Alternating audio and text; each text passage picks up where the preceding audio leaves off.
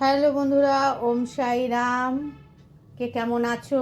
আবার একটি নতুন ব্লগ নিয়ে চলে এসেছি। এটা কিন্তু রান্নার ব্লগ।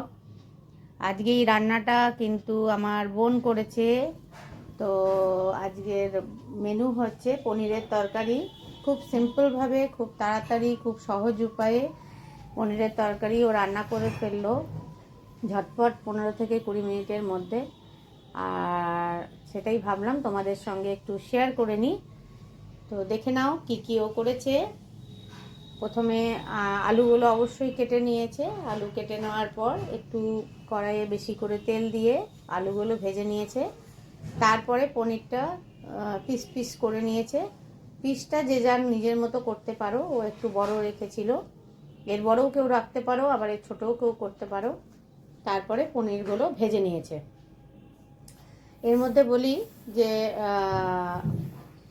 এটা আমার মাসির মেয়ে।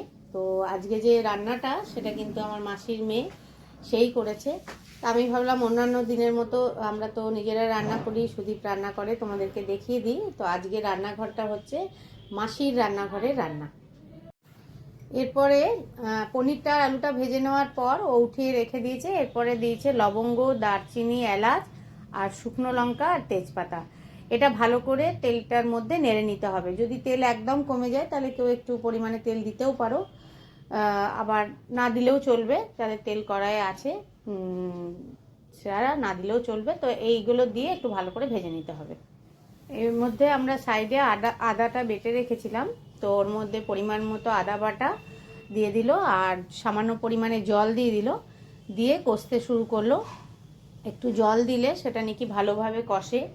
তো এইভাবে কষানোর পরে একটু পরিমাণ মতো হলুদ দেওয়া হলো।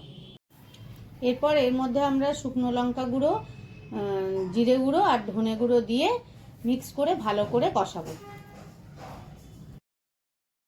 এরপর এর মধ্যে আমরা অল্প পরিমাণ চিনি আর স্বাদ অনুসারে নুন দিয়ে ভালো করে মিক্স করব।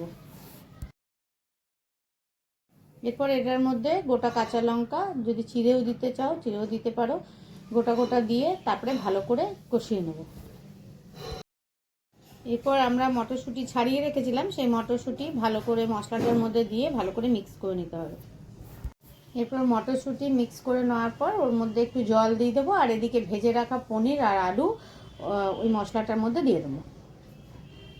তারপরে ভালো করে নেড়ে নিতে হবে যাতে মশলাগুলো মিক্স হয়ে যায়।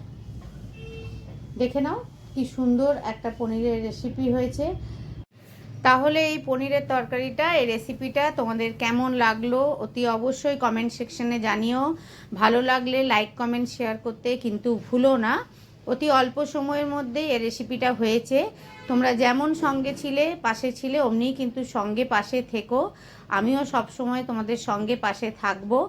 আর আবার আমি একটি নতুন ব্লগ বা রান্নার রেসিপি বা রিলস